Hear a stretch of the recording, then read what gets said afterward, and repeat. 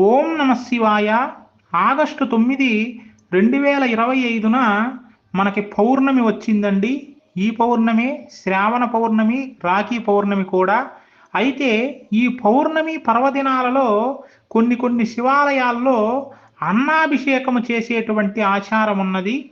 అలాగే మన తిరుపతికి ఈశాన్య దిక్కున ఏడుకొండల్ని ఆనుకొని ఉన్నటువంటి ఈశానేశ్వర స్వామి ఆలయంలో కూడా ప్రతి పౌర్ణమికి అన్నాభిషేకం చేస్తారండి. ఈ ఆలయం తిరుపతిలోని తిరుమల నగర్లో ఉంటుంది.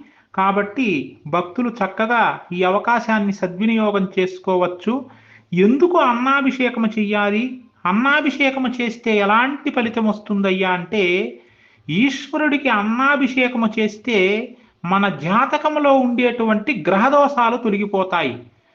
మనం చక్కగా సంతోషంగా జీవించాలి అన్నా, ఏ పనిలోనైనా విజయం సాధించాలి అన్నా నవగ్రహాలు అనుకూలంగా ఉండాలి. ఏదైనా గ్రహదోషాలు ఉన్నాయనుకోండి, కష్టాలు పడుతూ ఉంటాం.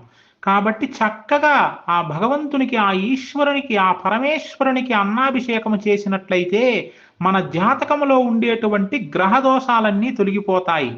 అలాగే ఆ అన్నాభిషేక ఫలితము కారణంగా ప్రతి ఒక్కరికి కూడా చక్కగా భోజనం దొరుకుతుంది. అంత గొప్ప ఫలితాన్ని ఇస్తుంది ఆ ఈశ్వరుడికి చేసేటువంటి అన్నాభిషేకం. ఈ అన్నాభిషేకం ఎలా చెయ్యాలి అంటే, వేడి వేడి అన్నాన్ని తీసుకుని వెళ్ళిపోయి అలా శివలింగం మీద ఎప్పుడూ పోసేయకూడదు. అలాగని చల్లారిపోయినటువంటి అన్నముతో కూడా అన్నాభిషేకము చెయ్యకూడదు. అన్నాన్ని వండినటువంటి తరువాత చల్లార్చి, అంటే గోరువెచ్చగా ఉన్నప్పుడు అలా శివలింగానికి అలా అంటించాలి అన్నాన్ని. ఈ విధంగా అన్నాభిషేకము చెయ్యాలి.